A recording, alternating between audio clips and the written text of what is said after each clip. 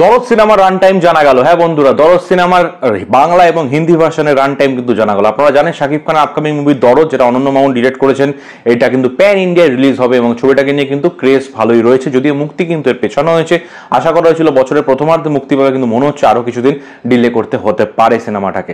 এবার কথা হচ্ছে দরদের রান টাইম কত, মানে কতক্ষণের সিনেমা পাতি কথায় বলতে গেলে। দরদ কিন্তু বাংলা ভার্সনটা 2 ঘন্টা 28 মিনিটের ছবি এবং হিন্দি ভার্সনটা কিন্তু বাংলা থেকে কম অদ্ভুতভাবে, এবং সেটা হচ্ছে 2 ঘন্টা 26 মিনিটের ছবি। এবার সবচেয়ে বড় কথা হচ্ছে হিন্দি অডিয়েন্স কিরকম এটা লাইক করে। তবে আমার মনে হয় রান টাইমটা ঠিকঠাক রাখা, যে খুব বেশি হলে একটু প্রবলেম হয়ে যায়, বোরিং ব্যাপার চলে আসে। ঠিকঠাক কাটা যদি হয়ে থাকে সিনেমাটাকে এবং এডিটিংটা যদি ভালো হয়ে থাকে, 2 ঘন্টা 20 মিনিট 26 মিনিট ঠিকই আছে আমার মনে হয়। এবং সব মিলিয়ে এটা অডিয়েন্সের কাছে কতটা অ্যাকসেপ্টেড হচ্ছে সেটা হচ্ছে বড় ব্যাপার। নেক্সট আপডেট সেটা হচ্ছে রাজকুমারের ওভারসিজ কালেকশন। রাজকুমার সিনেমাটা কিন্তু ভালো চলছে ঈদে, যদিও প্রিয়তমার মতো অতটা ভালো চলছে না, কিন্তু ভালোই চলছে ওভারঅল। এবং এই ছবিটা কিন্তু নানা রকম প্রডিউসার ফিগার বা অন্যান্য দিক থেকে দেখতে গেলে নানা রকম কালেকশন সামনে আসছে।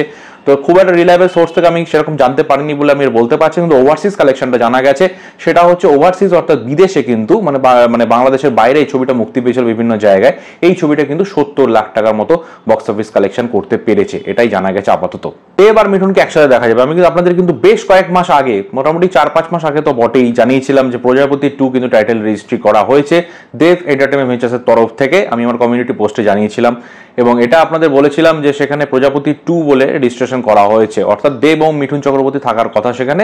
এবং এখন যেটা শোনা যাচ্ছে বিভিন্ন জায়গা থেকে, সেটা হচ্ছে দেব এবং মিঠুন চক্রবর্তী আরেকবার বেঙ্গল টকিজের সাথে এবং দেব এন্টারটেইনমেন্ট ভেঞ্চার্সের সাথে কোলাবোরেট করছেন এবং এই ছবিটা কিন্তু শুট হতে পারে জুলাই আগস্ট থেকে। এর বেশি কিন্তু আপডেট আমার কাছে নেই। তবে এই সিনেমাটার যে একটা রেজিস্ট্রেশন, নামের একটা রেজিস্ট্রেশন ছিল, সেখান থেকেই বোঝা যাচ্ছিল যে দেব আর মিঠুনকে আরেকবার একসাথে কিন্তু দেখা যেতে পারে এবং সেটাই হতে চলেছে সম্ভবত।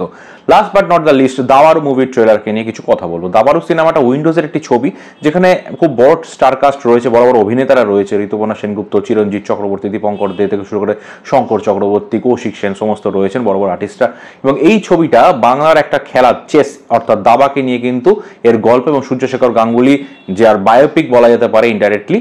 একজন কিশোর সে কিভাবে একটা গ্র্যান্ড মাস্টার হয়ে ওঠে সেই নিয়ে এই গল্প, এবং এখানে কিন্তু সব রকমেরই টুইস্ট অ্যান্ড টার্নস দেখানো হচ্ছে। এখানে শুধুমাত্র ফ্যামিলি ড্রামা নয়, এখানে কিন্তু বাঙালিয়ানার ব্যাপারটাই কিন্তু খুব ভালোভাবে দেখানো হয়েছে। এটা বাংলার গল্প, বাঙালির গল্প, এবং একটা ছেলে যার অ্যাসপিরেশন দাবা প্লেয়ার হওয়ার, এবং তার বাবা সেটা চায় না, সে চায় তার মতে হচ্ছে ক্রিকেট ফুটবল এগুলোরই ভবিষ্যৎ আছে, দাবার ভবিষ্যৎ নেই। এরকম অনেক ক্ষেত্রে দেখে থাকি, অনেকেরই অনেক রকম অ্যাসপিরেশন থাকে। আপনারাও আপনাদের জীবনের সাথে লিঙ্ক করে দেখতে পারেন যে অনেকেরই অনেক কিছু হওয়ার ইচ্ছা থাকে, সেটা তাদের বাড়ির লোকরা সাপোর্ট করে না।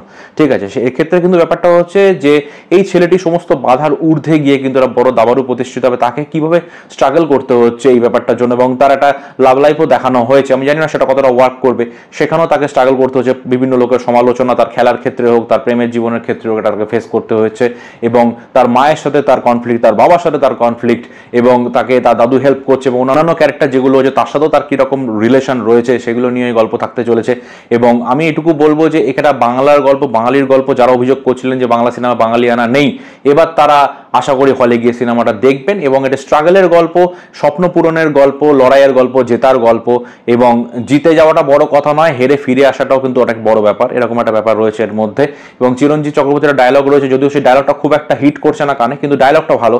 সেটা হচ্ছে যে দেশ কিন্তু একজন প্লেয়ার যখন তৈরি হয় তখন তার পাশে থাকে না, তৈরি হয়ে যাওয়ার পরে, এস্টাবলিশ হয়ে যাওয়ার পরে তখন তার পাশে থাকে। ওভারঅল সিনেমাটা কিন্তু একটা পাওয়ার প্যাকড পারফরমেন্স সম্বলিত একটা সিনেমা হতে চলেছে, এবং গল্পটাও বেশ ভালো, ইন্টারেস্টিং। আশা করা যায় মানে শুধুমাত্র যদি চেস রিলেটেড ব্যাপার থাকে তাহলে হয়তো একটু বোরিং হবে, যেহেতু আরও অন্যান্য দিকগুলোও রয়েছে, সেহেতু কিন্তু সিনেমাটা একটা ইন্টারেস্টিং ব্যাপার হতে চলেছে বলে আমার মনে হচ্ছে। তবে আমার যেটা ব্যক্তিগতভাবে মনে হয়, যদিও আমি এ ব্যাপারে এক্সপার্ট নই, তবুও আমার মনে হয় শঙ্কর চক্রবর্তী কেন জানি না মনে হচ্ছে তিনি কিন্তু ফাটিয়ে দেবেন এই অভিনয়, মানে এই সিনেমা অভিনয় করে। যদি তিনি ঠিকঠাক আরও একটু স্পেস পেয়ে থাকেন, মানে ট্রেলার দেখে মনে হচ্ছে তিনি কিন্তু ফাটিয়ে দিতে পারেন। তাকে যদি ভালো মানে অনেকটা স্পেস দেওয়া হয়, অনেক ডায়লগস দেওয়া হয়, অনেক সিনস দেওয়া হয়, তাহলে কিন্তু তিনি ফাটিয়ে দেবেন বলে আমার মনে হয়। আপনাদের আপডেটসগুলো নিয়ে কি মনে হচ্ছে অবশ্যই জানাবেন। আবার ট্রেলার, রাজকুমারের বক্স অফিস কালেকশন, দরদের যে রান টাইম, এবং প্রজাপতি 2 নিয়ে আপনাদের কি বক্তব্য সেটা জানাতে ভুলবেন না। ভিডিওটি ভালো লাগলে চ্যানেলটি সাবস্ক্রাইব করে অবশ্যই পাশে থাকবেন। দেখা হবে নেক্সট ভিডিওতে। বাই।